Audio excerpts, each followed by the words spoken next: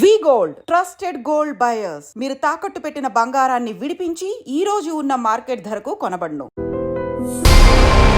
రంగస్థలం నుంచి టీవీ నుంచి సినిమాకి వచ్చాక ఇప్పుడు జీవితం బాగుందనిపిస్తుందా, హాయిగా ఉందనిపిస్తుందా? అంటే సెటిల్ అయ్యాను వాళ్ళ వల్ల. పిల్లలకి వేరే ఇల్లు నేను కట్టించిస్తే నేను వీళ్ళ వల్ల ఇల్లు కట్టుకున్నాను. సరే, ఇప్పుడు మరి సినిమాలు యాక్టివ్గా చేస్తున్నారా? దాదాపు ఒక 20-25 సినిమాల్లో చేసుంటారు మీరు. 60 సినిమాలు పూర్తి చేశాను.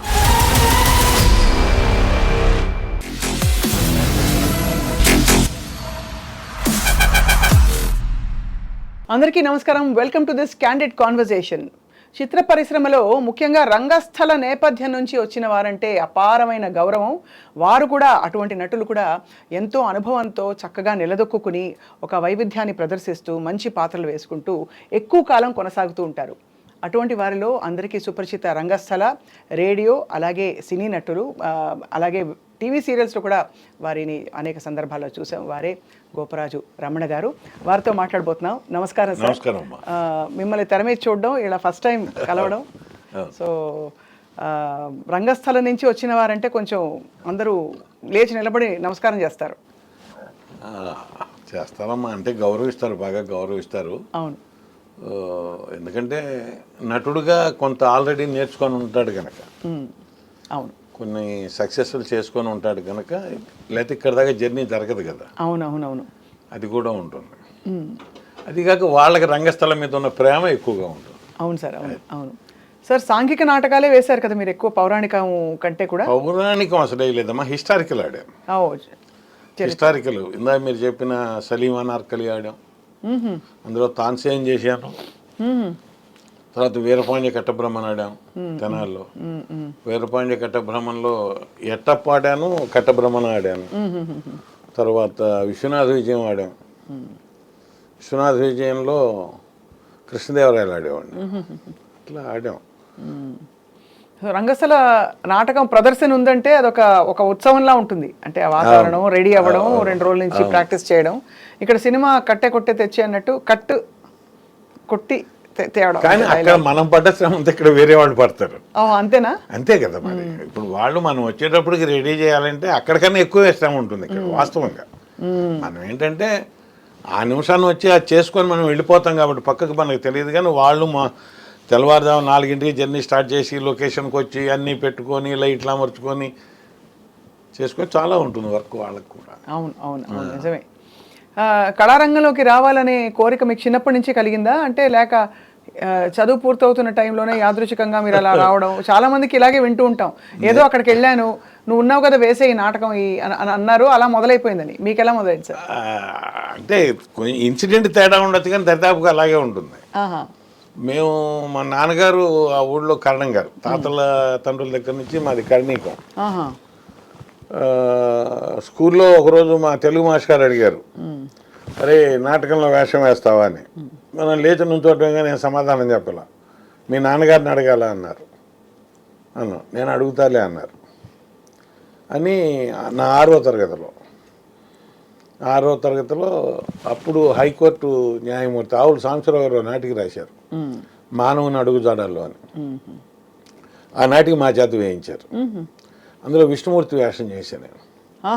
ఆ కాంపిటీషన్స్ ఎలా ఉండేవంటే స్కూల్లో లోయర్ ఫార్మ్స్ ఒక కాంపిటీషన్, హైయర్ ఫార్మ్స్ ఒక కాంపిటీషన్. లోయర్ ఫార్మ్స్ అంటే 8వ తరగతి దాకా, 6, 7, 8, 9, 10, 11 హైయర్ ఫార్మ్స్. వాళ్ళ కాంపిటీషన్స్ వేరు. ఆ కాంపిటీషన్స్లో మా అన్నయ్య గారు కూడా నటించారు. ఇంట్లో అయితే చాలా మంది ఉన్నారు నటులు. అంటే నాన్నగారు కూడా చేసేవారు. అయితే వాళ్ళ నాన్నగారికి భయపడేవారు. ఆయన కర్ర పట్టుకొని వచ్చేవాడు కాబట్టి ఆయన వచ్చి వెళ్ళిపోయిన తర్వాత ఏ క్యారెక్టర్ ఉంటే ఆ క్యారెక్టర్ వేసేవాట పౌరాణిక నాటకాల్లో. అట్లా నాకు అప్పుడు మొట్టమొదటిసారిగా ఉత్తమ నటుడు బహుమతి ఇచ్చారు. అవును, మా తెలుగు మాస్టర్ గారు బొట్టు పెట్టారు అప్పుడు, పిన్నికి వెంకటేశ్వరరావు అని. యార్లగడ్డ శైలజ గారు మీకు తెలిసే ఉంటారు, బాగా తెలుసు. వాళ్ళ నాన్నగారు తెలుగు మాస్టర్ గారు మాకు. అంటే మన డీడీలో ఉన్నారు చేశారు ఆవిడ, వాళ్ళ నాన్నగారు. సో అయితే అప్పటి నుంచి మొదలయ్యి మీరు అవార్డులు చాలా అందుకున్నారు. కానీ మీకు అప్పుడు స్ఫూర్తి నేర్పించింది ఎవరు? నటన ఇలా ఉండాలి, ఇక్కడ టైమింగ్ ఇలా ఉండాలి, గొంతు ఇలా మీరు త్రో ఉండాలి, వాయిస్ త్రో. అప్పుడు మైకులు ఉండేవా మీరు నాటకాలు? అంటేనమ్మా ఇప్పుడు 62లో స్టార్ట్ అయింది నా కెరీర్ నాటకం మీద. ఆ నాటిక వరకు ఆయన నేర్పారు.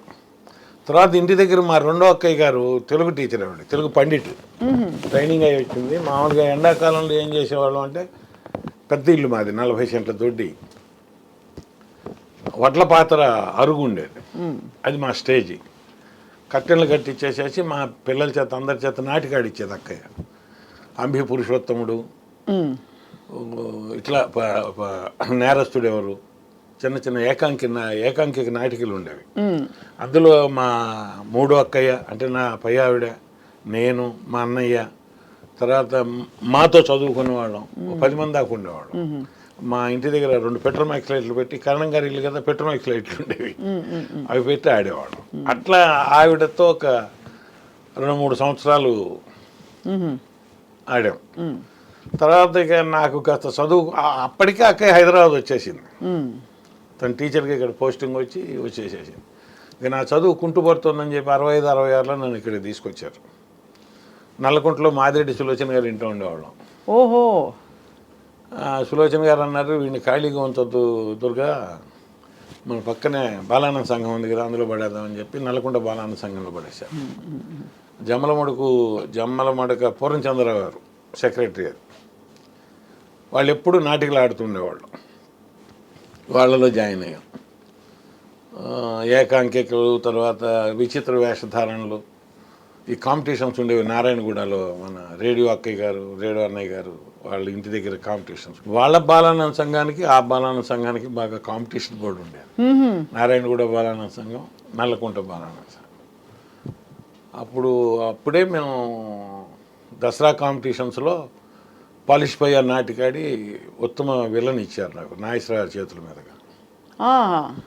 తర్వాత టామ్ సాయర్ ఇంగ్లీష్ నాటకం తెలుగు ధారావాహికగా రేడియోలో చేశాం. అట్లాగే పాలిష్ భయ్య, సక్కుబాయి అని మన శశిమోహన్ గారు ఉన్నారు, రైటర్, చూసే ఉంటాం. వాళ్ళ బ్రదర్ సాయి గారు, రమణ ప్రభు, జమ్మలమడుగ రమణ ప్రభు, మేమంతా అట్లా చేసేవాడిని. అట్లా 69లో మళ్ళీ మా ఊరు వెళ్ళా. మా ఊరు వెళ్ళినప్పుడు, మా ఊరు వెళ్ళిన తర్వాత నన్ను కరణీకం పరీక్షలు రాయించారు. మరి మా ఊళ్ళో వచ్చాం కదా, మళ్ళీ ఒక నాటకం తీసి ఆడటం ప్రారంభించాం. 70లో సర్వే ట్రైనింగ్ చేయించారు, 70లో జాబ్లో వేయించారు, ఊళ్ళో గ్రామాధికారిగా పోస్ట్ అయిపోయా. ఇక అక్కడి నుంచి 70 నుంచి మరి ఊళ్ళో ఒక పెద్దగా ఉన్నాం కాబట్టి ఒక గ్రూపు మేము నాటకాలు ఆడడం.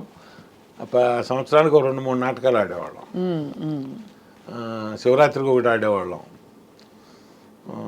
అట్లాగే పండగలు, సంక్రాంతికి అప్పుడు ఆడేవాళ్ళం. అట్లా నాటక పరంపర ఆడుకుంటూ 84 దాకా ఎక్కువ ఊళ్ళోనే ఆడుతూ వచ్చాం. ఊళ్ళోనూ చుట్టుపక్కల ఊళ్ళలోనూ మా ఊళ్ళో ఆడండి, మా ఊళ్ళో ఆడండి, మా నాటికలు ఆడండి అని ఆడుతూ. అప్పుడంతా ఎలా సార్ అంటే నాటకాలు వేస్తే డబ్బులు ఇచ్చేవాళ్ళ? ఏం లేదు, మనమే ఖర్చులు పెట్టుకుని వెళ్ళి మనమే టైం వెచ్చించి. మేము మా ఊళ్ళో నాటికలు ఆడిన నాళ్ళు గుడి వాళ్ళు ఏం చేసేవాళ్ళు అంటే, స్టేజీ ఖర్చు, కరెంట్ ఖర్చు, మైకు ఖర్చు ఏదైనా ఉంటే వాళ్ళు ఇచ్చేవాళ్ళు. 25 రూపాయలు 30 రూపాయలు ఉండేది మా రోజు. లేదులేండి, గుడి వాళ్ళు కొంత ఇచ్చేవాళ్ళు, 200 దాకా ఇచ్చేవాళ్ళు. పర్లేదు, ఓకే.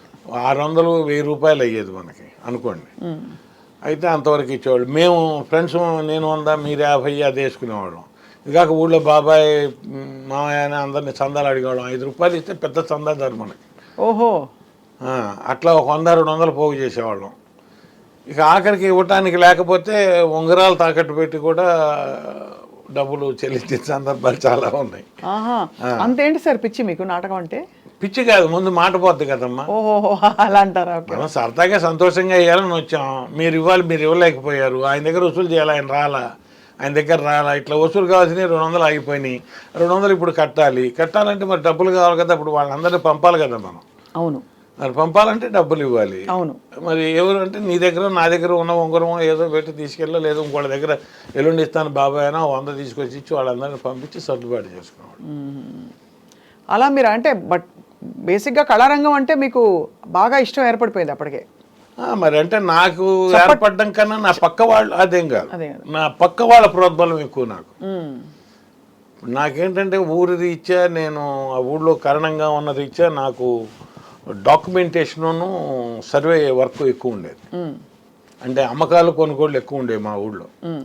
మీరు పొలం అమ్మటం ఆయన కొనటం, ఆయన అమ్మటం ఈయన కొనటం, ఆయన స్థలం అమ్మటం ఈయన కొనటం ఇట్లా ఉండేది. ఇవన్నీ కొలతలు కొలవాలి. ఇది కాక గవర్నమెంట్ సైడ్ వర్క్ చేయాలి. ఉమ్. అంటే ఎవరెవరు ఏ క్రాప్ వేశారు, ఎవరెవరు ఏ పంట వేశారు, ఎవరెవరు ఎంత శిస్తు కట్టాలి, ఎంత బాకీ ఉన్నారు, ఎంత బాకీ వసూలైంది అని మళ్ళీ ఇయర్లీ అకౌంటెన్సీ జమాబంద్ వచ్చేటప్పటికి లెక్క చెప్పాలి మనం. ఉమ్. అందులో మేము 3 కరణాలు, 2 మున్సిపల్, పెద్ద ఊరు మా ఊరు. ఉమ్. 3 కరణాల్లో మిగతా వాళ్ళు కాస్త కూర్చున్నా కూర్చోపోయినా ఎవరన్నా ఉన్నా లేకపోయినా నేను కుర్రాళ్ళని పెట్టి పని చేయిస్తుండేవాడిని. ఉమ్. ఈ వర్క్ ఎక్కువ ఉండేది. ఆ. ఏమైనా చేయకపోతే ఎట్టా, రాకపోతే ఎట్టా, చేద్దామని అట్లా మీద పడేది. ఉమ్. ఇక అట్లా వెళ్ళిన తర్వాత వర్క్లో దిగిన తర్వాత అది ఏ వర్క్ అయినా సరే చేయడం అలవాటు ఉండేది నాకు. ఉమ్. ఉమ్. ఉమ్.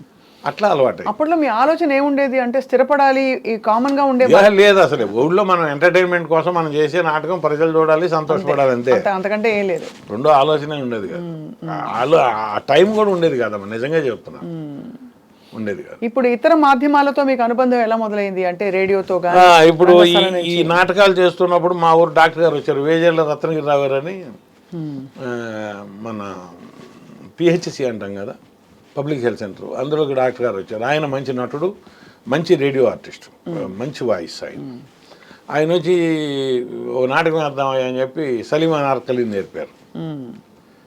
మళ్ళీ ఆయనే ఇంకో నాటకం వేద్దామని చెప్పి విశ్వనాథ్ విజయన్ నేర్పారు. అట్లా ఇప్పుడు మనం ఇక్కడ వేస్తుంటే, మొన్న రమణ నాటకం చూశాను, అల్లుళ్ళు వేస్తుంటే వాడైతే బాగుంటుంది వేషానికి అని చెప్పి తెనాలి వేయాల్సి వచ్చింది. మళ్ళీ తెనాలి జర్నీ జరిగింది. తెనాలి జర్నీ జరిగాక తెనాలిలో మొక్కపాటి కృష్ణమోహన్ గారు కానీ, నేతి పరమేశ్వర శర్మ గారు, మన బొల్లిముంతు కృష్ణ గారు, ఇట్లా పెద్ద పెద్ద వాళ్ళు ఉన్నారు. వాళ్ళందరి దగ్గర వర్క్ చేయాల్సి వచ్చింది. వాళ్ళందరి దగ్గర కూడా హిస్టారికలే ఎక్కువ వర్క్ చేశాను. ఓకే, హిస్టారికలే. ఊళ్ళో ఆడేవి మేము ఎక్కువ సోషల్ ఆడేవాళ్ళం, పల్లె పడుచని అట్లా ఆడేవాళ్ళం. ఈ జర్నీలో ఏం జరిగింది, ఇట్లా వెళ్తుంటే మన రైటర్స్ ఆర్చేటి శివనారాయణ గారు అని ఉండేవాడు, మంచి సాంఘిక నాటక రచయిత. 74లో ఆయన అన్నాడు, మన ఊళ్ళో నాటకాలు వేద్దాం, మీ ఊళ్ళో వేసే వేషాలు కదా, మా ఊళ్ళో మంచి వేషాలు వేద్దాం రా అని చెప్పి, నందివెలుగు పక్క ఊరే, అంటే మీకు చనిపోయాడు వినోద్ అని ఆర్టిస్ట్ తెలిసే ఉంటారు, విలన్ వేషాలు వేసి, ఆయన మేమంతా ఒక టీం అనమాట. వినోద్, నేను, శివనారాయణ గారు, వాళ్ళ అన్నయ్యలు అందరం కలిసి నాటకం వేసేవాడు. అట్లా స్టార్ట్ అయింది అక్కడ. అట్లా 74 నుంచి 80 దాకా వేసాం. 80లో ఏమన్నారు, ఇంకా ఈ నాటకాలు అయిపోయిందా ఊళ్ళలో బజార్లు ఏమట, మీరు పరిషత్ పోటీలకు వెళ్దామన్నారు. పరిషత్కి వెళ్దామంటే నాకేం కొలతలు రిజిస్టర్లు ఉంటాయా, నేను కాదు ఇంకెవరన్నా పెట్టుకోండి అని అంటుండేవాడిని. కాదు నువ్వు కావాల్సిందే, నువ్వు లేకుండా జరగదు అది అని చెప్పి నా నెత్తినే పెట్టి నాటకం నేర్పడం నేనే నేర్పాలి. అయితే ట్రావెలింగ్స్ అంతా వాళ్ళు చూసుకునేవాడు, ట్రావెలింగ్ ఏర్పాట్లన్నీ. నాటకం నేర్చుకొని పరిషత్తులకు వెళ్ళడం ప్రారంభించాం.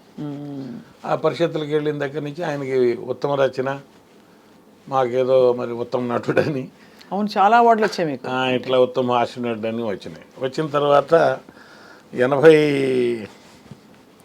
94 దాకా అట్లా ఆడుతూనే ఉన్నాను. 94లో అంటే ఈ లోపు ఏమైంది, 84లో కరణికలు రామారావు గారు తీసేశారు. తీసేసినా కూడా మా వర్క్ మాకు ఉంటుంది, మా ప్రైవేట్ వర్క్ కదా ఇది. ఇది అమ్మకాలు, కొనుగోళ్ళు, రిజిస్ట్రేషన్స్ చేయటం, ఇదంతా మాది హెవీ వర్క్. ఊళ్ళో తీరుబడి ఉండేది కాదు.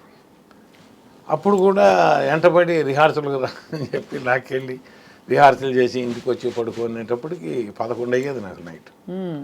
ఇప్పుడు 11 అంటే ఏమి లేదు, ఆ రోజుల్లో 11 అంటే లాస్ట్ బస్ వెళ్ళిపోతుంది మాకు తెనాలి నుంచి. లాస్ట్ బస్ వెళ్ళిపోతుంది 8:30-9కి పడుకోవడమే కదా అప్పుడు. 10కి లాస్ట్ బస్సు, అది అందుకోవాలి. అవును, లేకపోతే మళ్ళీ రాలేము, 6 కిలోమీటర్లు రావాలి.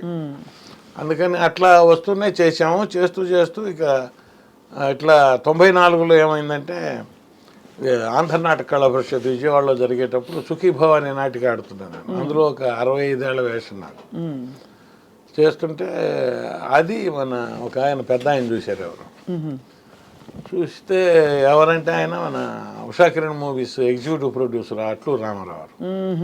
నాకు తెలియదు ఆయన అని. ఆయన కార్డు ఇస్తే నేను ఆశ్చర్యపోయా, అయ్యో పలకరించలేకపోయాను నేను. వాళ్ళ సంస్థ నుంచి తర్వాత ఉత్తరం రాశారు, మీరు ఆడిన నాటికలో ఫలానా పాత్రధారి ఫోటోలు పంపండి, తర్వాత రండి, ఆడిషన్కి పిలిచారు. ఆడిషన్కి ఎప్పుడు వచ్చాము మేము? ఫిబ్రవరి 95 ఫిబ్రవరిలో వచ్చాం, ఫిబ్రవరి 27th. మేము 25th వచ్చాం. వచ్చినప్పుడు సుబ్రాయ శర్మ గారిని నేను ఫాలో అవుతూ ఉండేవాడిని. ఆయన అప్పుడు ఒంటెత్తు పడి నాటకం ఆడేవారు. ఆయన ఎక్కడ ఆడినా నాటకం అంటే విజయవాడ ఆడినా, గుంటూరు ఆడినా, దగ్గరలో ఎక్కడ ఆడుతున్నా వెళ్ళి చూసి పలకరించి గురుగారు అంటూ తిరిగేవాడిని. వచ్చి ఆయన ఒకటే నాకు బాగా తెలిసిన ఆయన ఫోన్ చేశాం, సార్ ఏం చేస్తున్నారని. నువ్వెందుకు వచ్చావు, ఎక్కడున్నావు ఏంటంటే ఇట్లా హోటల్లో ఉన్నాం సార్. ఎందుకు వచ్చావు అన్నాడు. ఈటీవీ వాళ్ళు పిలిస్తే వచ్చాం సార్ అన్నాడు. ఇవాళ ఖాళీయా అన్నారు. ఖాళీ సార్ అన్న. వేషం చేస్తావా అన్నాడు. చేస్తాను సార్ అన్న. మరి మేసం తీయాలరా అన్నాడు. తీస్తాను సార్ అన్న. అయితే సరూర్ నగర్ వచ్చేసి అన్నారు. సరూర్ నగర్ వెళ్ళాను. వెళ్తేను ఆ రోజు ఆయన చేయాల్సిన వేషం అది హీరోగా. ఆ వేషాన్ని ఆయన చేయకుండా నా చేత చేయించారు. అది మరి ఈ లోపల అన్ని నేర్చేసుకున్నారా? నేర్చుకోవటం అంటే ఏ విధమైన ప్రిపరేషన్ ఏమీ అవసరం లేకపోయింది. అంటే మనం ఈలోపు నాటకాలు ఆడుతూనే ఉన్నాం, క్యారెక్టరైజేషన్స్ మీరు చెప్తూనే ఉన్నారు, మేము చేస్తూనే ఉన్నాం. తర్వాత రేడియోలో వాచకం చెప్తూనే ఉన్నారు, రేడియో నాటకాలు చేస్తూనే ఉన్నాం. కాబట్టి అలా వెళ్ళేదంతా వెళ్ళిపోతూనే ఉంది మనకి. అంటే మన దగ్గర ఇప్పుడు మీరు పిలిచి ఒకటి చెప్పారు అంటే మీరు చెప్పిన విధానం ఆయనకి చెప్పిన ఆ విధానం నా మైండ్లోనూ ఉండేది. అదే అలా చూసి నేర్చేసుకున్నారు కొంత. అలా నేర్చేసుకునే ఉన్నాను. నేను చేసినప్పుడు కూడా, రేడియోలో నేను చేసినప్పుడు కూడా నేర్చేసుకునే ఉంటే అది ఫస్ట్ టైం అనమాట. ఆయన కెమెరా ముందు నాకు అవకాశం ఇచ్చి బామ్మగారి మరచెంబు అని మీకు దూరదర్శన్లో చాలాసార్లు వేశారు. అవునవును. ఇవిడ రత్నసాగర్ గారా? కాదు, రత్నగా మన ఈ నవీన్ లక్ష్మి గారు. రైట్. మస్తానరావు గారి బీర మస్తానరావు గారి వైఫ్ ఆవిడ మనవడు నేను అనమాట. ఆ వేషం నా చేత చేయించారు. అది ఫస్ట్ టైం నాకు. అప్పుడు బ్లెస్సింగ్స్ ఇచ్చారు మన మీర్ గారును శర్మ గారు. ఫస్ట్ టైం నువ్వు కెమెరా వంక కూడా చూడకుండా చాలా బాగా చేసావు, మంచి ఫ్యూచర్ ఉంటుంది, కంటిన్యూ చేయమని. అప్పుడు నాకు ఆలోచన వచ్చింది. అప్పటిదాకా నాకు మనం వచ్చాము చేద్దాం అన్నారు, చేద్దాం అంతవరకు. చాలా వ్యత్యాసం ఉంటుంది కదా రంగస్థలానికి, టీవీకి, మళ్ళీ సినిమాకి. సో ఆ మెళకువలు ఎలా నేర్చుకున్నారు? ఇక్కడైతే మీకు ఫ్రీ హ్యాండ్ ఉంటుంది. అదే అడిగారు నన్ను, బోలెడంతా అదే అడిగారు. నువ్వు ఇది ఫస్ట్ టైం అంటే మీరు గారు నమ్మలా. నేను నమ్మను అన్నారు. లేదు సార్ ఇదే ఫస్ట్ టైం, నేను కెమెరా ముందు ఎప్పుడు చేయలేదంటే. కెమెరా ముందు ఎప్పుడు చూడకుండా చేయటం అనేది జరగని పని, నువ్వు చూడకుండా ఎట్లా చేసావు అంటే నేను చెప్పాను, నేను చిన్నప్పటి నుంచి సినిమా రంగం చదువుతాను సార్. పుస్తకం మా ఇంట్లో ఉండేది. అందులో ఆర్టిస్టుల అనుభవాలు, దర్శకుల అనుభవాలు ఒక వ్యాసాలు పడుతుండేవి. భరద్వాజ్ గారి వ్యాసాల్లో తెలియక కెమెరా వంక చూశాడు, కట్ చెప్పారు, కెమెరా వంక చూడకూడదని చెప్పారు. ఇట్లాంటివన్నీ చదివి అవి మా ఇంట్లో ఉన్నాయి. అంతే తప్ప వేరే ఎక్కడ చేయలేదన్న. వెరీ గుడ్, నీకు మంచి ఫ్యూచర్ ఉంటుంది, నువ్వు కంటిన్యూ చేయి, వదిలిపెట్టుకోక అన్నాడు ఆయన. సరే అన్న తర్వాత వాళ్ళ దగ్గరికి వెళ్ళాం కదా, 27 ఈటీవీకి వెళ్ళాం కదా, వాళ్ళు బాగా ప్రోత్సహించారు, వేషం ఇచ్చి అప్పటి నుంచి దరిదాపుగా నన్ను ఒక 16 సంవత్సరాలు పోషించారు. టీవీ ఈటీవీ 2009 దాకా. 2009 తర్వాత మన జీటీవీలో చిన్న కోడలు చేయాల్సి వచ్చింది. చిన్న కోడలు తర్వాత అట్లా సీరియల్స్ చేస్తూనే వచ్చాను. అది చేశాక ఇది ఎలా అనిపించింది సార్? అంటే అక్కడ కష్టం ఎక్కువ, ఫలితం అంటే మనకి జేబులు నిండవు నాటకంలో, కానీ అక్కడ తృప్తి కూడా బాగుంటుంది, ఒకలాంటి తృప్తి. అంటే మీరు నిరూపించుకోవడానికి ఒక అవకాశం ఉంటుంది. ఇక్కడ ఒక డైలాగ్, అదేంటమ్మా అలా చేసావు, కట్ అయిపోయింది. అవును. సో ఆ వ్యత్యాసం అది జీవితాన్ని నేర్పుతుంది. అది ఇది జీవితాన్ని ఇస్తుంది, బతకనిస్తుంది. అబ్బా బాగా చెప్పారు సార్. ఆ జీవితాన్ని నేర్పుతుంది, జీవితాన్ని ఇస్తుంది. ఇది అంతవరకు మీకు అంటే ఈ భుక్తి పోరాటాలు ఏమీ లేవా? భుక్తి ఏముంది, రేడియో నాటకం అంటే నాకు మామూలు జాబ్లో నేను డాక్యుమెంట్ రాసుకునేవాడిని. ఈ లోపు ఏమైంది, నాకు గవర్నమెంట్ సర్వీస్లో జాబ్ వచ్చింది. గవర్నమెంట్ సర్వీస్లో చేరా 95 వీళ్ళు వచ్చేటప్పుడు నేను సెలవు పెట్టుకొని వచ్చా రెవెన్యూ డిపార్ట్మెంట్ నుంచి. ఈటీవీ వాళ్ళు పిలిపించినప్పుడు నేను సెలవు పెట్టుకొని వచ్చా. సెలవు పెట్టుకొని వచ్చిన తర్వాత ఇక్కడికి వచ్చిన తర్వాత నాకు పర్మిషన్ ఇచ్చారు, గవర్నమెంట్ పర్మిషన్ ఇచ్చారు. అప్పుడు ఆ పర్మిషన్ మీద చేసుకుంటూ ఉండేవాడిని. ఇప్పుడు అయితే మన గవర్నమెంట్ నాటకాలు కూడా చేసి ఇక్కడికి వచ్చిన తర్వాత నాకు ఎక్కువ ఉపయోగపడింది ఏంటంటే మన రమణాచారి గారు వాడు రసరంజని సంస్థ ఉంది కదా, అవునవును, రసరంజని సంస్థలో నన్ను ఇన్వాల్వ్ చేయించి నా చేత మంచి మంచి నాటకాలు ఆడించారు. ఇక్కడ కూడా ఎక్కువ విద్య నేర్చుకున్నా. అన్ని చోట్ల నేను దరిదాపుగా నాటకాలకు నేను నేర్చుకున్నటువంటి దర్శకులు ఒక 60 మంది ఉంటారు నేను ఆడుకుంటూ వచ్చిన క్రమంలో. ఇప్పుడు మీరు నేర్పిన దాంట్లో ఎన్నో కొన్ని మెళకువలు ఉంటాయి కదా, అట్లా నేర్చుకుంటూ వచ్చినాయి ఒక 60 మంది దగ్గర నేర్చుకున్నా. ఇక్కడికి వచ్చాక నేను జాబ్ చేస్తూ ఉండగా కల్చరల్ యాక్టివిటీస్లో పాల్గొనడానికి పర్మిషన్ ఇప్పించి నాకు రసరంజన్లో నాకు మంచి మంచి అవకాశాలు ఇప్పించారు. ఆ విషయంలో రమణాచారి గారికి ఎప్పుడు నేను మా అబ్బాయి విజయ్ కూడా నాటకాలు వేస్తారా? మేమిద్దరం కూడా కలిసి ఆడాం ఎక్కువ. తర్వాత మీ నుంచే ఆబ్వియస్లీ మీ అబ్బాయికి అంటే ఏమైందంటే ఇప్పుడు ఇక్కడికి వచ్చాను, నాటకాలు చేస్తున్నాను. రసరంజన్లో మన కల్చర్ డిపార్ట్మెంట్ వాళ్ళు పెట్టినటువంటి నాటకాలన్నింటిలోనూ నన్ను పార్టిసిపేట్ చేసేవాళ్ళు. ఒక మంచి వేషం, ఒక మెయిన్ వేషం. అట్లాగే మన డిఎస్ఎన్ మూర్తి గారు, డాక్టర్ ఎంఎన్ శర్మ గారు, చాట్ల శ్రీరాములు గారు, దుగ్గిరాల సోమేశ్వరరావు గారు, వీళ్ళందరి దగ్గర పెద్ద పెద్ద వాళ్ళందరి బి నారాయణ గారు అని ఉండే వాళ్ళందరి దగ్గర నేను వర్క్ చేశాను. వాళ్ళందరితో చేసినప్పుడు ఏంటంటే ఒక పేరెన్నిక కన్నా నాటకంలో ఒక ప్రముఖ పాత్ర నా చేత చేయించేవాడు. అలా చేసుకుంటూ వచ్చాను. ఈ వచ్చిన క్రమంలో మొదటి నుంచి నేను అక్కడ నాటకాలు పరిషత్తులకు వెళ్ళేటప్పుడు కూడా మరి నేను జాబ్లో ఉండేవాడిని కదా, ఈ వర్క్ అంతా మా చిన్నబ్బాయి చూసేవాడు. చిన్నబ్బాయి అంటే ఇప్పుడు ఆ అమ్మాయిని తీసుకురావాలి, అమ్మాయిని మళ్ళీ పంపించాలి, అమ్మాయి భోజనం చూడాలి, ఇంట్లోనే ఉండేవాడు. మా ఇంట్లోనే మా మిస్సెస్ను వాడు చూసేవాడు. మరి అట్లా వాడు ఎక్కువ ఇంటర్మీడియట్తో ఆగిపోయాడు. వాడు చదవకుండా వాడు ఒక వేషం వేసేవాడు, వాడు క్యారెక్టర్ చేసేవాడు. అలా వస్తూ నేనేం చేశాను అంటే 2008లో మేము 90లో పెట్టుకున్న సంస్థ శ్రీ సాయి ఆర్ట్స్ కొలకలూరు అని.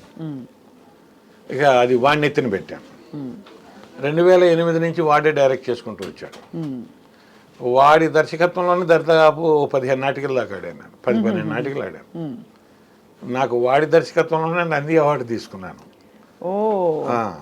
వాడి దర్శకత్వంలోనే నేను నంది అవార్డు తీసుకున్నాను. అంతకుముందు తీసుకోవాలి నేను. అట్లా వాడేంటంటే వాడికి తెలిసింది నాటకం, ఇక రెండో తెలియదు వాడు. ఇప్పుడు నేనన్నా అంటే ఇటు వృత్తిపరంగా అకౌంట్స్ తెలుసు నాకు, లేదా సర్వే తెలుసు, డాక్యుమెంటేషన్ తెలుసు, ఇలా చెప్పగలుగుతాం. వాడికి నాటకం తప్ప ఇంకేం తెలియదు. ఏమి తెలియదు. చాలా విశేషం సార్ మీరు ప్రోత్సహించడం కూడా. ఎందుకంటే పిల్లలు స్థిరపడిపోవాలి, ముందు ఒక డిగ్రీ వచ్చేయాలి అర్జెంటుగా. ఎక్కువ కాలాన్ని నువ్వు వెచ్చించి నేర్చుకున్నది నా పక్కన అది ఒకటే. అవును. పెద్ద అబ్బాయి ఏం చేశాడు, ఈ తాతల తండ్రుల నుంచి వస్తున్న వృత్తి చేస్తానన్నాడు. అవును, ప్రైవేట్గా చేసుకోవచ్చు కదా, నేను ఇదే చేస్తాన్నాడు. డాక్యుమెంటేషన్ సర్వే వాడు ఉండిపోయాడు ఊళ్ళో. మేమిద్దరం హైదరాబాద్ వచ్చాం. వీడు ఇది నేర్చుకున్నాడు నాతో తిరుగుతూ. మన సోమేశ్వరరావు గారి దగ్గర పనిచేశాడు వాడు, శర్మ గారి దగ్గర, డేషన్ గారి దగ్గర, వీళ్ళందరి దగ్గర ఏవో నాటికల్లో వేషాలు వేస్తూ వచ్చేవాడు. తర్వాత మన కోట్ల హనుమంతరావు గారితో మాయాబజార్ అని ఈటీవీ 2 అది వచ్చేది. అవునవును, అందులో ఎక్కువ ఎపిసోడ్స్ చేశాడు వాడు. అట్లా ఇక అదే వాడి వృత్తి అయింది. ఆ వచ్చే క్రమంలో వాడి నాటికలు ఎక్కువగా వర్క్ చేశాను నేను. వాడికి దరిదాపుగా 13 నందులు వచ్చినాయి అనుకుంటా. 13 ఉన్నాయి నందులు, నాకు ఒక్కటే ఉంది. తండ్రి అయితే మురిసిపోతుంటారు మీ అబ్బాయిని చూసి మీరు. మురిసిపోయేది ఏమన్నా బ్రతుకు తెరువు ఉంటే చాలండి. అంటే నేను అంటే ఇందాక నుంచి నేను ఏది తెలుసుకునే ప్రయత్నం చేస్తాను అంటే బ్రతుకు తెరువే అందరి మధ్యతరగతి కుటుంబాలు అంతే, దాని మీదే బతికాడు వాడు. వాస్తవంగా ఇప్పుడు ఒక నాటికి తీసేవాడు 70 ప్రదర్శనలు ఆడేవాళ్ళం ఇద్దరం కలిసి. ప్రదర్శనకి 1000-1500, 2000, 1000-1500, 2000 మిగిలేవి. అదే వాడి సంసారం. నన్ను ఎప్పుడు వాడు పాపం డబ్బులు అడగలేదు. దాంతోనే వాడేమన్నా అంటే ఇక్కడ ఉంటే నాకు ఖర్చు ఎక్కువ పెరుగుతుందని చెప్పి ఊళ్ళోనే సెటిల్ అయ్యాం అందరం. అక్కడే ఇల్లు కట్టుకున్నాం, అక్కడే వస్తూ పోతుండేవారా? ఇప్పటికీ వచ్చిపోతాడు. ఓహోహో.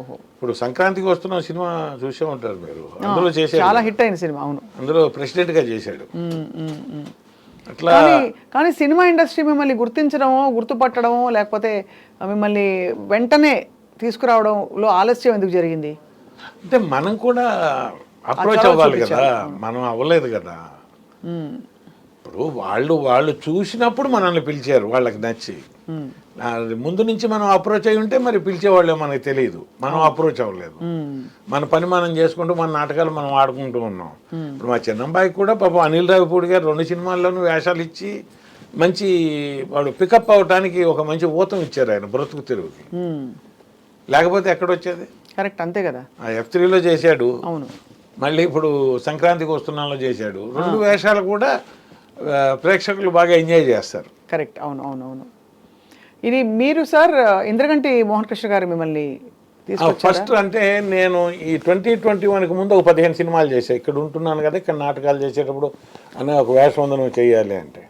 ఇంద్రగంటి మోహన్ కృష్ణ గారు ఏంటంటే మొట్టమొదటి ఫిల్మ్లో నాకు అవకాశం ఇచ్చారు. మన తనికెళ్ళ భరణ్ గారును మోహన్ కృష్ణ గారు పిలిచి కూర్చోబెట్టి ఇందులో చేయాలి రమణ అంటే చేద్దాం సార్ అని చేశాము. గ్రహణం తర్వాత మోహన్ కృష్ణ గారు ఆయన ప్రతి సినిమాలోనూ వేషం ఇస్తూ వచ్చారు నాకు. గోల్కొండ హై స్కూలు, తర్వాత అష్టాచమ్మ, తర్వాత మాయాబజారు.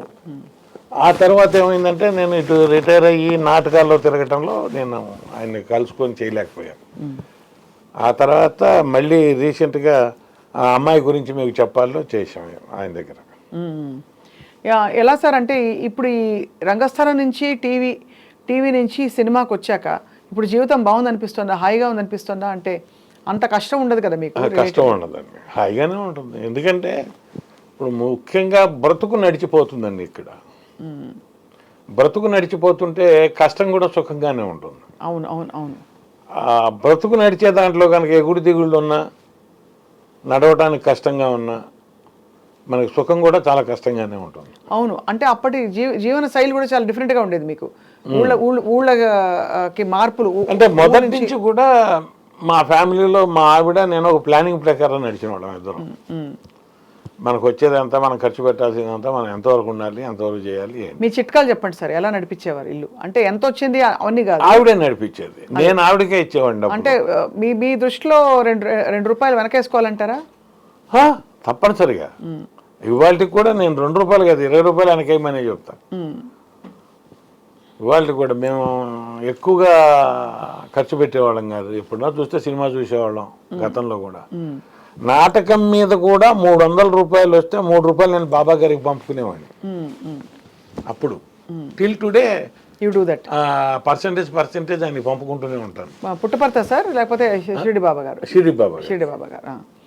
షిరిడి బాబా గారి భక్తులు మీరని తెలుసు బాగా, ఎంత చాలా చాలా భక్తులని. అది భక్తులు తెలిసినా తెలియకపోయినా మన ధర్మంగా, అంటే ఆయన వల్ల మనకు వచ్చింది భిక్ష అనుకొని నేను ఏదో ఒకటి జరుగుండాలి కదా సార్ మీకు అంత. అంటే నా సంస్థ పేరే అది, శ్రీ సాయి ఆర్ట్స్ కొలకలూరు. అయినా కూడా శ్రీ సాయి ఆర్ట్స్ అని పెట్టడానికి కూడా అంటే ఏ కారణం ఏంటి అంటారా? అప్పుడు అంది మన సంస్థ పేరు ఏం పెట్టుకోవాలంటుంటే బాబా గారి పేరు పెడదాం అంది మా ఆవిడ. అంటేనే సాయి ఆర్ట్స్ అన్నాం. అంటే అప్పుడు ఏం జరిగేది, 300 మిగిలేవి నాటకం ఆడొస్తే. ఆ 300లో కూడా మా తెనాలి స్టేషన్కి వెళ్ళే పక్కనే బాబా గారి టెంపుల్ ఉండేది. ఆ హుండీలో 3 రూపాయలు వేసి వెళ్ళిపోయేవాడిని.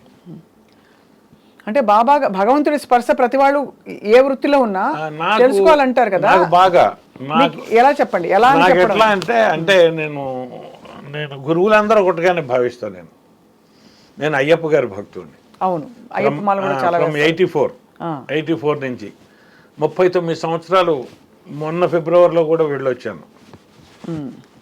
ఇప్పుడు ఈ ఫిబ్రవరికి వెళ్ళడానికి ఏమైంది, బైపాస్ చేశారు కాబట్టి చన్నీళ్ళు చేయకూడదు, కాస్త ఎండలో వచ్చాక వెళ్ళండి అంటే రేపు మార్చిలో వేసుకొని ఏప్రిల్కి వెళ్దాం అనుకుంటున్నాను. మాల వేసుకుంటారు మీరు ప్రతి సంవత్సరం? ప్రతి సంవత్సరం అంత నిష్టగా పాటిస్తారు. అదే నాకు భిక్ష అన్నం పెట్టింది ఈ స్వామి. అన్నదాన ప్రభువే శరణం అయిపోయి నాకు అంత నమ్మకం. అయితే ఏంటంటే బాబా గారు కూడా ఒక గురువే కాబట్టి మేము ఆయనకి పంపుకోవటానికి అలవాటు పడిపోయాను మొదటి నుంచి. బాబా గారి గురించి మీకు ఏమైనా అనుభవాలు అయ్యాయా? అంటే చాలామంది చెప్తారు, ఇలా నేను అనుకున్నాను జరగదు ఇంకా అని అనుకుంటున్న సమయంలో ఒక అవన్నీ ఈయన రూపంలో జరిగాయి మాకు. అయ్యప్ప గారి రూపం, అయ్యప్ప స్వామి రూపంలో. చెప్పాలి అంటే మీకు 84లో వేసుకున్నాక 94లో నేను అనుకున్న పైకెక్కుతూ నేను వెళ్ళి మరి ఎవరిని అడగలేను. మా అత్తయ్యలు ఉండేవాళ్ళు 2, వాళ్ళు అడుగుతుండేవాళ్ళు, ఎరా నువ్వు నాటకాలు వేయటమైనా టీవీలో కనిపించేది ఏమైనా ఉందా అని. మరి వాళ్ళందరూ ఇట్లా అడుగుతున్నారు, నన్ను ఎట్లా చేస్తావో తెలియదు, నాకు టీవీలో చేయాలని ఉంది, టీవీలో నాకు అవకాశాలు ఇప్పించు. అయితే నేను వెళ్ళి అడగటానికి ఇక్కడున్నాను, నేను అవేమో ఎక్కడో ఉన్నాయి, ఎవరి ద్వారా అడిగిస్తావో నాకైతే తెలియదు, నా చేత పని చేయించుకున్న వాళ్ళు ఎవరు నాకు డబ్బులు ఎగ్గొట్టడానికి వీల్లేదు, మరి నా ఉద్యోగం పోకూడదు అన్నీ ఓకే. కొండెక్కుతూ అదే ఇరుముడితో కొండెక్కుతూ అనుకున్నాను. అనుకున్నాను. నెక్స్ట్ ఇయర్ ఈటీవీ వాళ్ళు యాజమాన్యం నన్ను పిలిచారు, ఉంచుకున్నారు. అప్పుడు ఒక మాటల సందర్భంలో నేను కూడా అన్నా, ఏదైనా కంటిన్యూస్గా ఉండే సీరియల్ వస్తే చెప్పండి సార్, నేను జాబ్ వదిలేస్తాను అన్నాను. అంటే రామారావు గారు కోపడ్డారు. రమణ గారు తప్ప మాట అనకండి ఇంకెప్పుడు, మీరు జాబ్ మాత్రం వదులుకోవద్దు, గుర్తుపెట్టుకోండి, మీ వీక్ పాయింట్ ఏంటో చెప్పాను. నేను చెప్పాను, నాకు అలవాటు లేదండి, అందుకని నేను డిపార్ట్మెంట్స్లో చెల్లను, ఫ్యామిలీ ఏమో పెద్దది నాకు. అవును, అంటే మీరు అనేది లంచాలు తీసుకోవడం అలవాట్లేదు అంతే. మామూలుగా మీరున్న డిపార్ట్మెంట్ అలాంటిదే, బహిరంగంగా అనుకోకుండా నేను సైలెంట్గా అన్నాను. సైలెంట్ అర్థమైంది.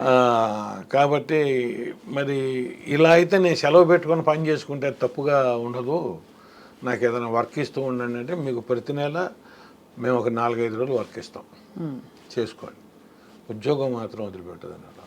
ఆయనే కాదు, తర్వాత ఎండీగా చేసిన ప్రసాద్ గారు కూడా ఇప్పుడు నా షూటింగ్ స్పాట్లోకి వస్తే నేను లేచి నుంచునేవాడిని సహజంగా, పలకరించి వెళ్తూ మీరు జాబ్లో ఉన్నారు కదా, జాబ్లో అని వెళ్ళేవాడు. అంటే మానేశానేమో వద్దనేవాడు.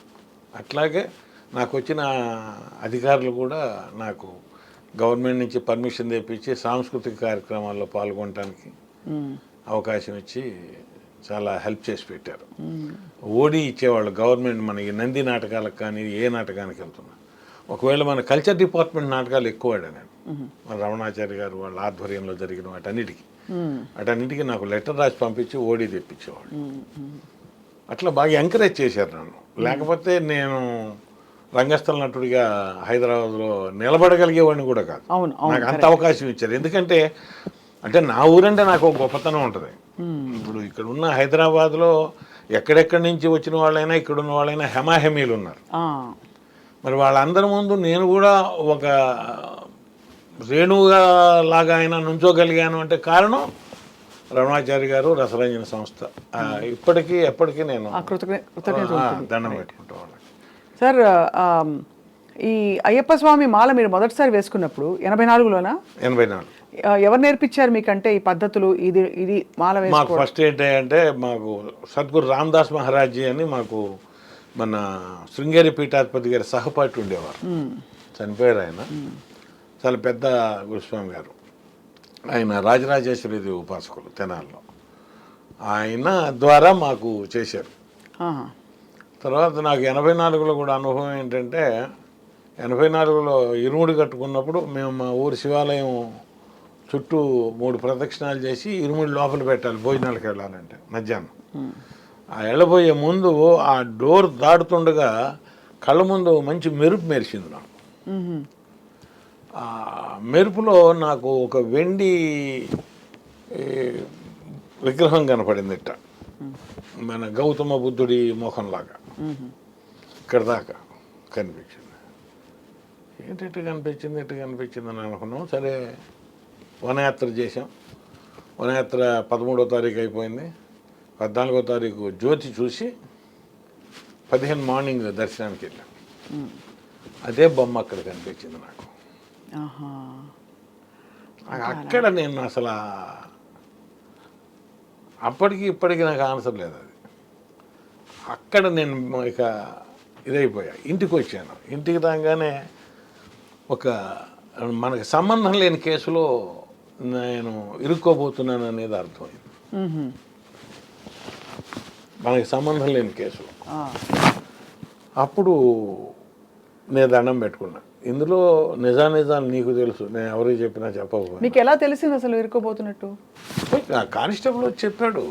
కానిస్టేబుల్ వచ్చి, సార్ మిమ్మల్ని ఒకసారి కలవమంటున్నారు సార్, వాడు ఎక్కడికి పారిపోయింది మీకు తెలుసు అంటున్నారు, మీరు కనుక చెప్పకపోయేటట్టయితే మిమ్మల్ని కూడా తీసుకెళ్లాల్సి వస్తుందని చెప్పాడు సార్. అంటే నా మీద వాళ్ళకి డౌట్ ఉన్నట్టే కదా. అవునవును అవును. మనకేం సంబంధం లేదు ఆ కేసు. వాళ్ళు ఏదో తగాదాలు ఉన్నాయి, వాళ్ళు కొట్టుకున్నారు, వాళ్ళు చంపుకున్నారు. ఇది ఎప్పుడు శబరిమల నుంచి వచ్చాను, మర్నాడు పొద్దునే జరిగింది నాకు అనుకున్నా. ఇక అప్పుడు దండం పెట్టుకున్నాను, నాయన నాకేం సంబంధం లేదు, నీకు తెలుసు, నువ్వేం చేస్తావు నాకు తెలియదు అంటే. ఇక నా జోలికి ఎవరు రాలే ఆ తర్వాత కూడా రాలే, అసలు ఎవరు రాలేదు, నన్ను ఏం అడగలేదు. ఆ కేసు దాన్ని వాళ్ళు ఏదో ఫైనల్ చేసుకున్నారు, అయిపోయింది.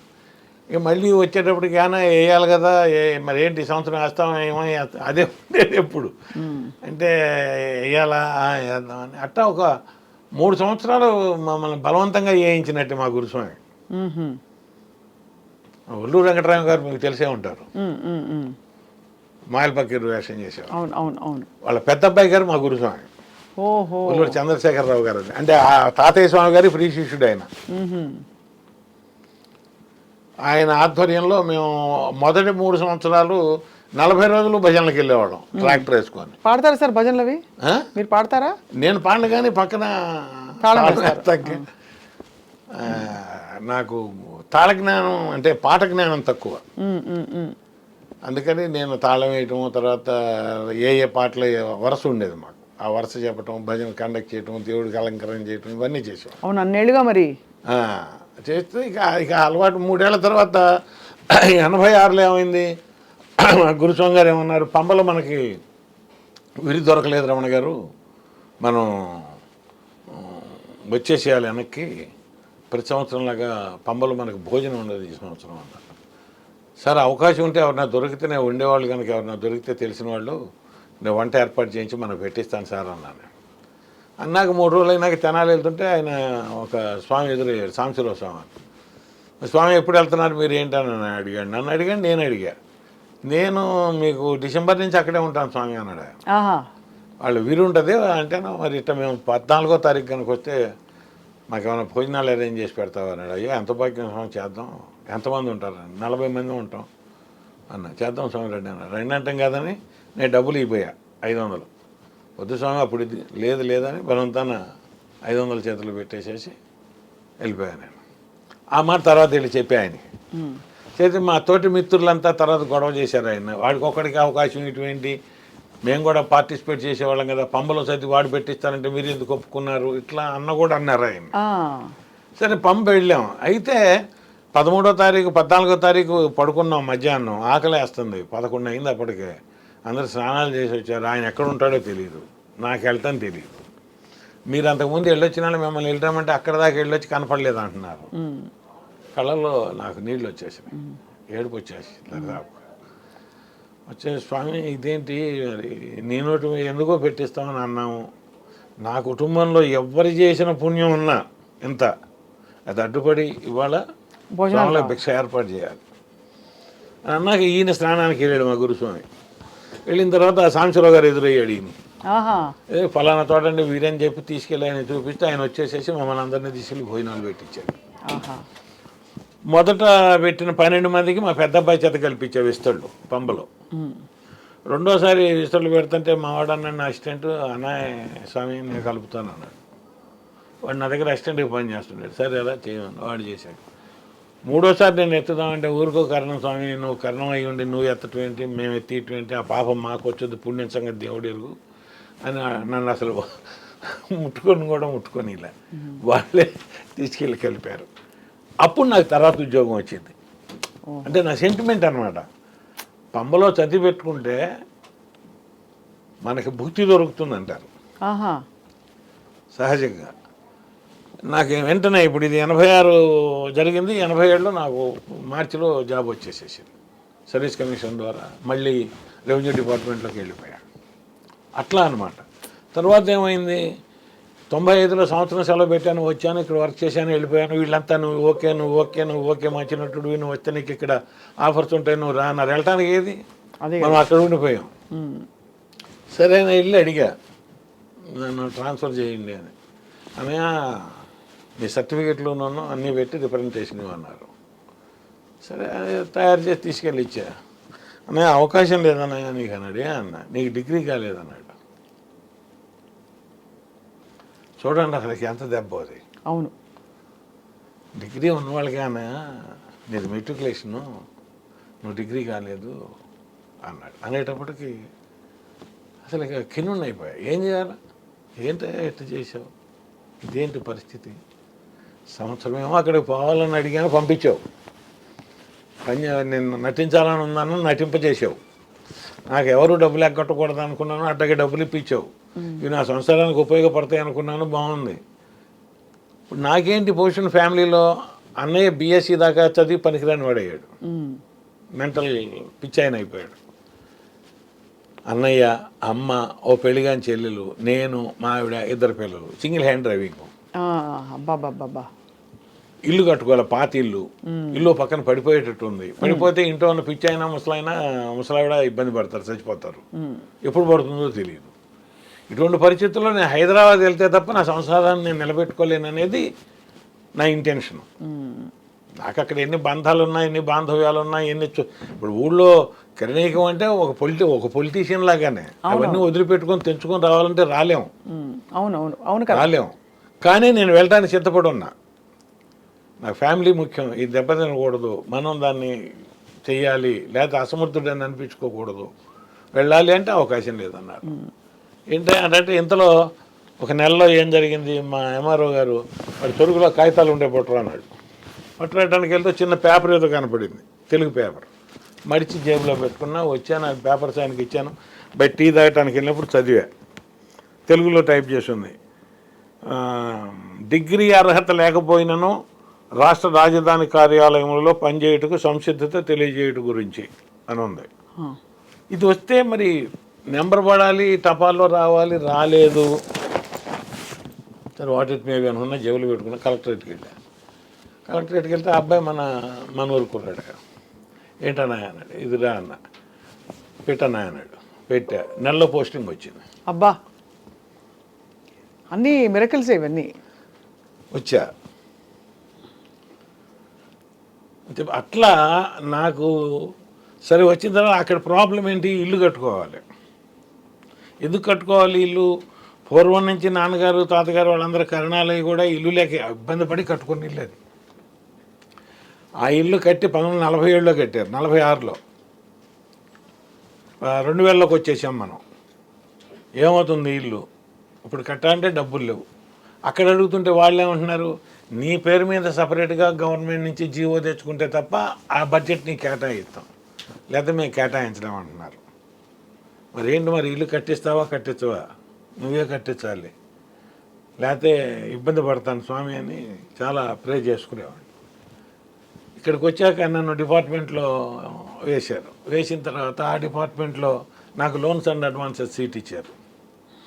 సీట్ ఇస్తే నా పక్క ఆయన అడిగా, మనం ఇల్లు కట్టుకోవాలంటే ఏం చేయాలి అని. అప్లికేషన్ పెట్టాలన్నాడు.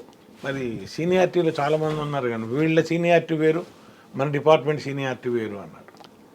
సరే లోపలికి వెళ్దాంపా అన్నాడు. లోపలికి తీసుకెళ్ళాడు. సార్ రామమూర్తి ఇల్లు కట్టుకోవాలంటున్నాడు సార్ అన్నాడు. అప్లై చేయమను అన్నాడు. అప్లై చేశా. వారంలో శాంక్షన్ చేశారు, డబ్బులు ఇచ్చారు, 1.5 లక్ష గవర్నమెంట్ లోను. ఇల్లు కట్టుకుని నా దగ్గర 1 లక్ష దాచిపెట్టి ఉంటాను. ఇది కలిపి ఇల్లు కట్టుకున్నారు. ఇల్లు కట్టుకున్నాను. అట్లా వస్తూ ఇక్కడే ఉండిపోయా. అక్కడ ఇల్లు కట్టాం కదా ఆల్రెడీ. అట్లా ఎందుకు, పిల్లవాడు అదే పని మీద ఉన్నాడు, వాడికి ఇల్లు లేకుండా ఎట్లుంటాడు ఊళ్ళో? అవును, ఉండని, మనం ఇక్కడ అయితే కొందాం, మనకేం ఇది అని. ఇప్పుడు డబ్బులు వస్తాయిలే, ఈ వచ్చిన డబ్బులతో ఇక్కడ కొనుక్కుందామంటే ఈ రేటు పెరిగింది, అక్కడికి వెళ్ళాల్సి వచ్చింది. అట్లా 30 కిలోమీటర్లు వెళ్ళిపోయింది అప్పటికి హైదరాబాద్. అవును, మొత్తం ఇప్పుడు విస్తరించిపోయి ఫుల్గా. తర్వాత నేను చూసుకున్నాం, ఇప్పుడు 30 లక్షలు పెట్టి మనం లోన్ తీసుకొని ఇల్లు కట్టుకొని లోన్ తీర్చిన కన్నా 30 లక్షలు మనం బ్యాంకులో వేసుకుంటే 600 చొప్పున 18,000 వస్తుంది. 8,000 మనకి ఇంటి అద్దె. మన మామూలు ఎక్కడున్నా, అప్పుడు ఎక్కడ ఉండేవాడిని, మాసప్ ట్యాంకులో ఉండేవాడిని. 3,000 రూపాయలు నేను కట్టేది అప్పుడు మాసప్ ట్యాంకులో. ఏ సంవత్సరం సార్ ఇది? 2007. ఓహో, ఎక్కడ? పుత్తూరు వెంకటేశ్వరరావు గారి ఇంటికి దగ్గర మాసప్ ట్యాంక్. మన గ్రౌండ్ ఉంది కదా, శాంతినగర్ ఉంది కదా, శాంతినగర్లో ఉంది. చాలా మంచి ఏరియా, చాలా మంచి ఏరియా. పాపం ఆవిడ శాంతమ్మ గారు అని ఆవిడ ఇంట్లోనే ఉండేవాడిని. పైన 2 రూమ్స్ ఇచ్చారు మాకు సరిపోయేది సఫిషియెంట్గా. సో అలా అయ్యప్ప స్వామి రాకతో చాలా చాలా నాకు జరిగాయి. చాలా assets ఎక్కడికక్కడ ఇచ్చాడు ఆయన. ఎక్కడికక్కడ ఆయనే మీకు- చేసుకొచ్చాడు. అది అయితే కారణం ఏంటంటే ఆ రోజు పెట్టుకున్న ఫోటో ఇప్పటికి కూడా మేము తీయలే. మొదటి సంవత్సరం పెట్టిన ఫోటో అంటే కదిలించి తీసేసి అక్కడ పెట్టి మళ్ళీ పెట్టుకుంటారు. ఆ అలవాటు మేము తీయలే. ఎందుకంటే మా ఇంట్లో అడ్లు లేవు, తనకు కూడా లేదు. నేను మాలేసుకునే నాటికి తనకి హిస్టరాక్టమీ అయింది, ఆపరేషన్. ఇద్దరు మగ పిల్లలే. అవును. అందుకని ఏం చేసేవాళ్ళం, పెట్టి రోజు శరీరం గోష్ఠి చేసుకోవడం ప్రారంభించావు. ఒక ఆయన చెప్పాడు, నువ్వు దీక్షలో ఉన్నప్పుడే కాదు విడిగా కూడా చేసుకుంటూ ఉండంటే రోజు చేసుకోవడం అలవాటైపోయింది నాకు. పొద్దున సాయంత్రం దీపం వెలిగించడం, చేసుకోవడం ఆఫీస్ నుంచి రాగానే. అట్లా అన్నదాన ప్రభువు. అవును సార్. 40 సార్లు వెళ్ళారు కదా మీరు. 39 జంతువులు కనిపించాయి మీకు, పులులు కనపడలేదు. అవన్నీ వింటూ ఉంటాం అన్ని. అయితే మేము నైట్ వెళ్ళేటప్పుడు శబ్దాలు వినిపించేవి కింద లోయలో నుంచి, ఆ, ఏనుగుల ఘీంకారాలు. నేను అవతల నుంచి వెనక పక్క నుంచి కూడా వెళ్ళాం. అంటే పులిమేడు అంటారు కదా, పులిమేడు మీద నిద్ర కూడా చేసా ఒక నైట్ నేను.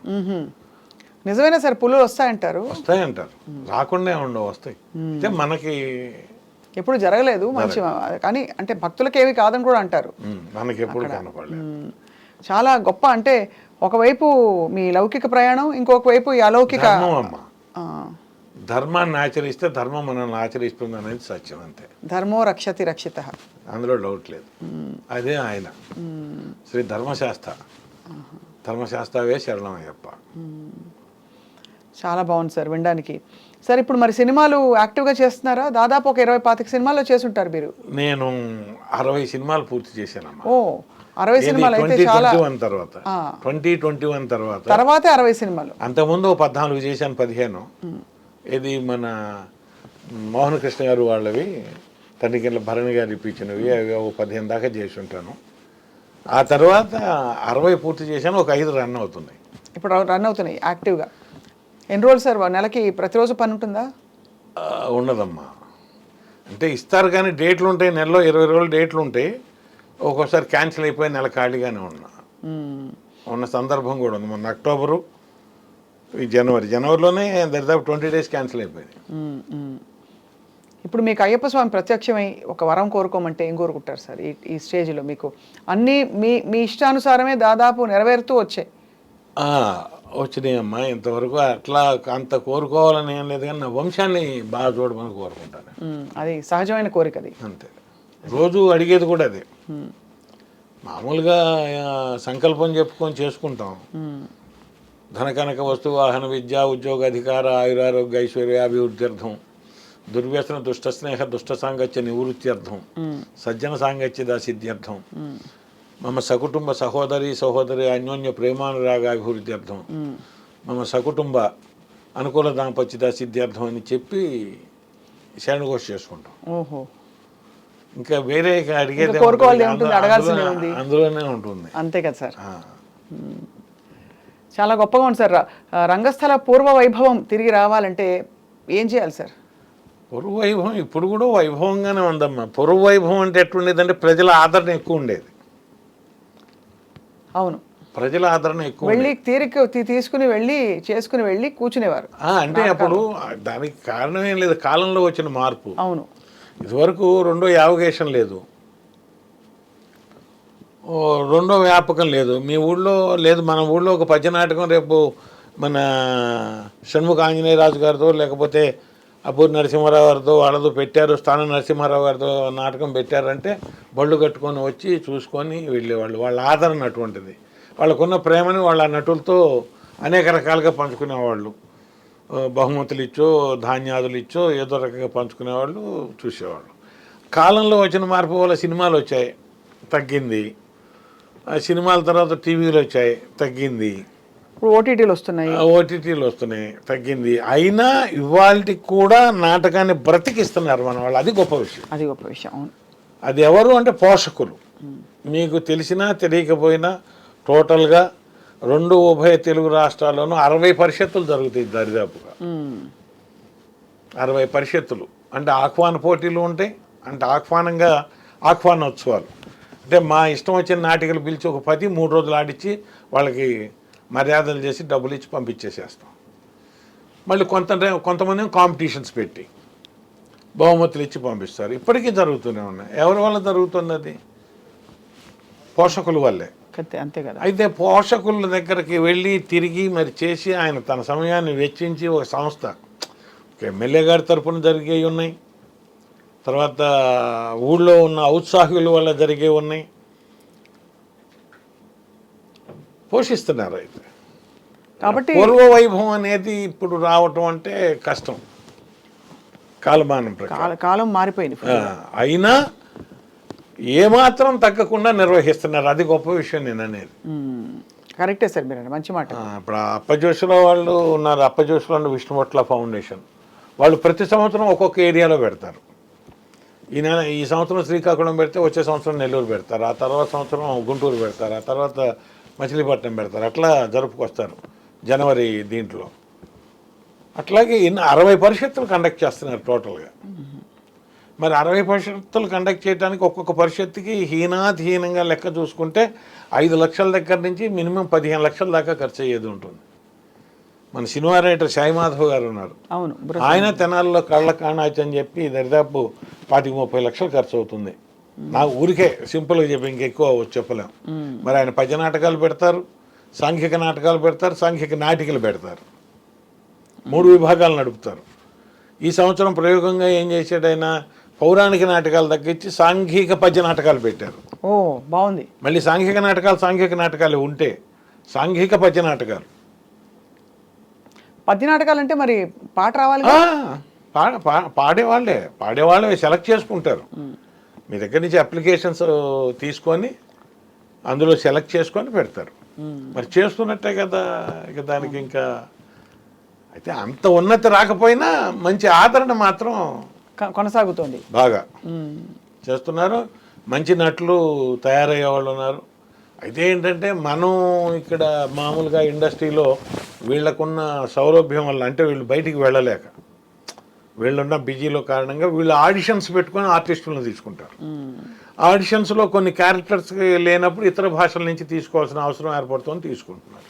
అది సహజమే లేండి సార్. కానీ తర్వాత తరాలు నాటకం, ముఖ్యంగా రంగస్థల నాటకం విలువను తెలుసుకుంటాయి తర్వాత తరాలు కూడా అని ఆశిస్తున్నాం సార్.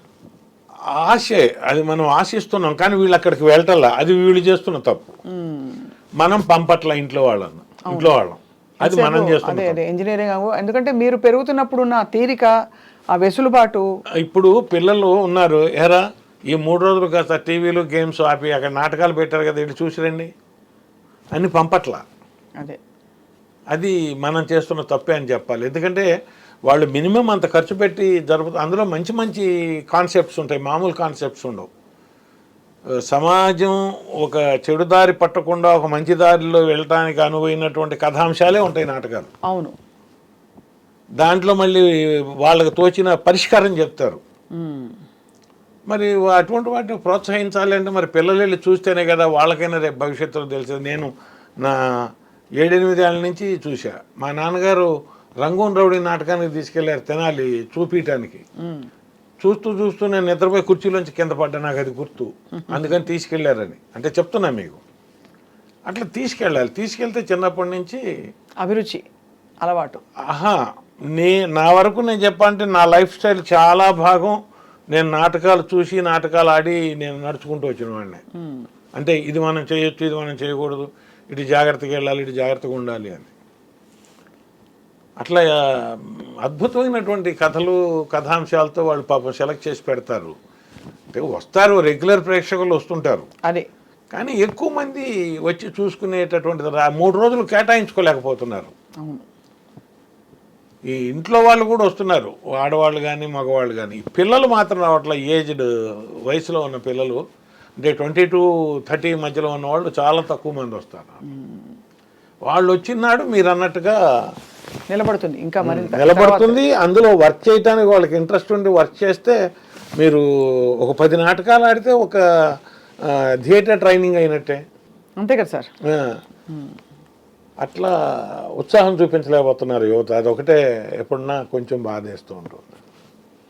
కానీ మొత్తం మీద సార్ మీరు బహుమాధ్యమాలలో మీ నటన ప్రతాపం అవకాశం చూపిస్తూ ఇచ్చారమ్మా అంతే. చాలా మీ అన్నిటికంటే ఆసక్తికరం మీ అయ్యప్ప స్వామితో మీ ప్రయాణం అనేది చాలా మందిని కదిలించి ఉంటుంది వాళ్ళ. అవునండి.